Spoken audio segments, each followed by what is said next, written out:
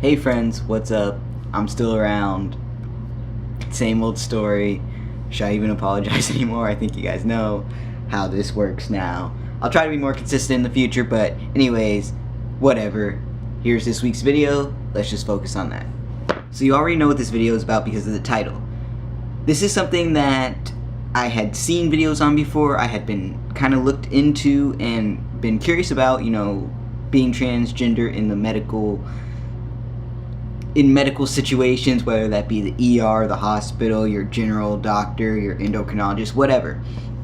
A big reason I never really talked about my experiences at the hospital with being trans other than the endocrinologist or my general doctor, or about like very basic stuff. I think I made a video about how I was going to a new doctor and I didn't know whether to check the box for male or female, stuff like that. The reason I never really talked about anything more than that is because I really didn't have much experience, and I still don't have much experience with dealing with doctors after coming out as being trans. This one is specifically about going to the ER, because going to the ER is definitely a different situation than going to your general doctor or anything like that. You're going to doctors who have most likely never seen you before, doctors who don't know your history, don't know that you're trans, don't know any of that, who may not have even had much experience with transgender people. You just never know when it comes to the ER who you're getting and what their past experience is, and they, on the flip side, don't know about you. So the reason I decided to talk about this week is actually because just last Thursday, I was in the ER. It was nothing serious. I was having trouble keeping some food down. I was throwing up a lot. I was very, very hungry after about 3 days of throwing up. A little dehydrated, and just, throwing up is not fun in general. So ended up going to the ER. They gave me some medicine. I was out a few hours later and everything was fine. But while I was at the ER, I did notice some things that I thought maybe I could talk a little bit about. And I also noticed that I was actually pretty nervous about the questions that they were going to ask, and if I would have to explain. And it was my first experience really being in that kind of situation, because the last time I went to the ER since coming out as transgender, it was for mental health. I ended up getting admitted to the psychiatric ward, but it was but that's a little bit of a different situation, I feel like, because I don't know, they were just two very unique situations. And I'll just talk to you a little bit about both situations, how they both went down, what happened, and how I've kind of dealt with being trans in the ER in the past. So the very first time I went to the ER since coming out as transgender, my ID and everything said male. And I had just started testosterone, but I wasn't very far in testosterone, so people still read me as female sometimes. And I noticed a lot of times people don't look at IDs, because the ER person checking me in asked for my ID, and she looked at it, she used it to do my name, type in my name and everything, but she still put me in the system as female. It was just one of those things. And then actually both times I went to the ER, how it came out that I was transgender was just when they were asking me what medications I take, because both times I had already started on testosterone. So they would ask what medications you take, and I would say testosterone. And I think the first time I said because I'm transgender. The second time I went to the ER, he asked, oh, why? Because the second time was a week ago, remember? So I'm passing as male very, very easily now. They put me in the system as male. They didn't even ask. My ID says female, actually, but they didn't ask for my ID at all, so it doesn't matter. But they put me down as male, so they're thinking I'm male. I'm going in there talking about my medicine and my medications, and I say I'm on testosterone, and the nurse asks, is that because of low T or what? And I said I'm transgender, and he actually asked, oh, so were you born male? And that's when I kind of thought, because the first time I went to the ER, it was very simple. I'm transgender. They were like, oh, okay. and that was it. This time, I was in a different state than a state I'm not in very much, and it was a different area, definitely a place I'd never been to. We had to like Google where the ER was and stuff like that.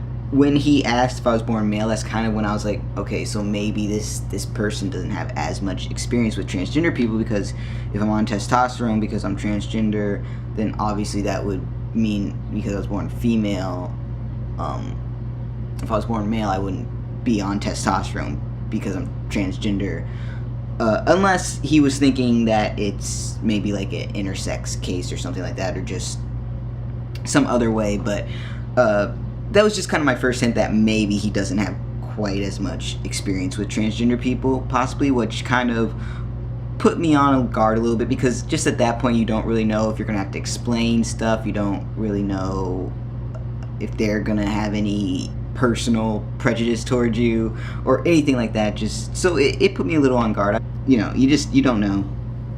So now okay, so sorry, this video is a little weird. I'm mostly talking about the second ER experience. The first one was pretty smooth and stuff. Once I told them I was transgender, they respected me, gave me male pronouns. Both times I've had very good experiences. I feel very fortunate in that, because I've heard of some horror stories. But both times I've had very good experiences, and no one's treated me poorly after finding out I was transgender, so I'm very thankful for that. But anyways, the second ER experience was a little bit more where I was kind of like, didn't get the same vibe of this person might have dealt with a lot of transgender people or understands it fully, so I was a little bit more on guard. So that's why I'm talking a little bit more about the second ER experience, and I think that's why while I was there I was a little bit more on guard than usual, and a little more conscious of the fact that like I'm transgender and I'm in a very vulnerable setting, being in the ER, under medical care and stuff, and having people know I'm trans and being trans and just all that stuff. I don't know if that makes any sense. But anyways, moving on. I'm sitting there, and right after I said I'm transgender, my friend actually said, yeah, he had upper surgery, and the nurse is a little confused for a second, and I'm like trying to say top surgery, but I'm like nauseous. At this point in time, I'm very nauseous, very tired and dehydrated, so I'm kind of like just kind of sit like this around the chair and stuff, just kind of sitting in the chair. And so I'm trying to say top surgery, but I'm just kind of like gesturing up here, and he's like, a breast reduction. And I'm like, whatever, it's not important at this point. If I felt like it was important, maybe I would have told him the proper name, double mastectomy with nipple grafts or whatever. He called it breast reduction, wrote it down as breast reduction, whatever.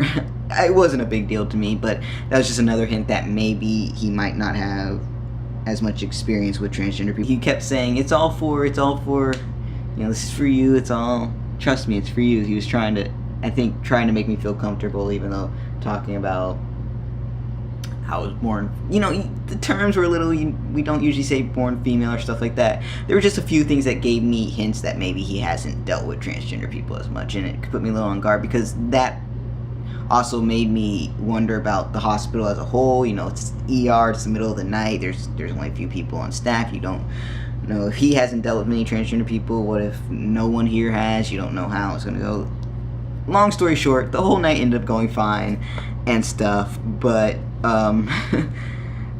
it's just one of those things. I think being trans and situations like that, especially being in the ER or something, it is just such a vulnerable situation, and people don't know, you know, sometimes you gotta give that information away, sometimes you don't, that you're trans. Especially me being on testosterone now, I usually have to tell right away that I'm on testosterone. I usually have to tell them, so it usually comes out right away. I think had I not been on testosterone or anything, or not had surgeries, then in a lot of situations I probably just wouldn't tell them I'm transgender, because it wouldn't be necessary. I mean, if I wanted the pronouns, if I was going to be in their care for a while and I wanted them to use my correct pronouns and name and stuff, then yeah.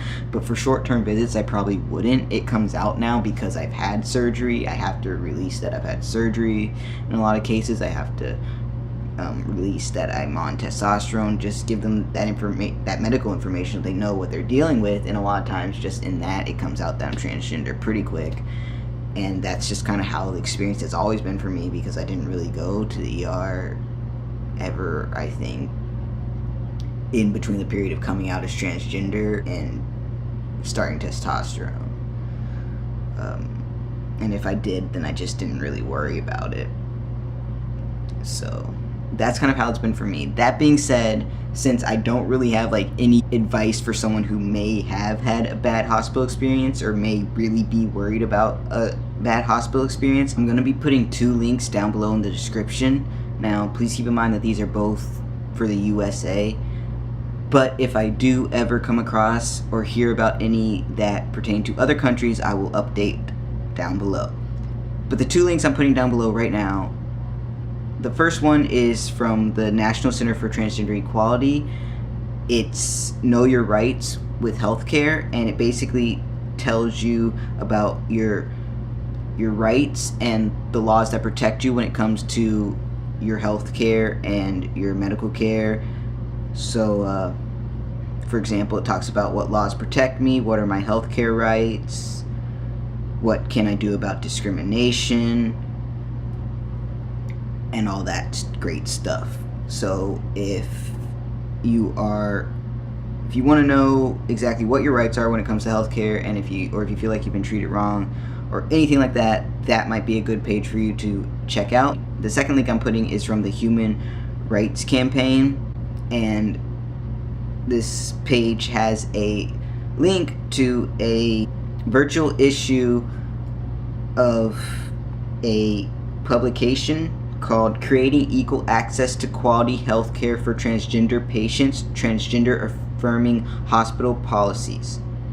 And basically what it is it's this publication that talks about how hospitals can comply with legal and regulatory non-discrimination mandates and align themselves with the best practices in the field to help transgender patients.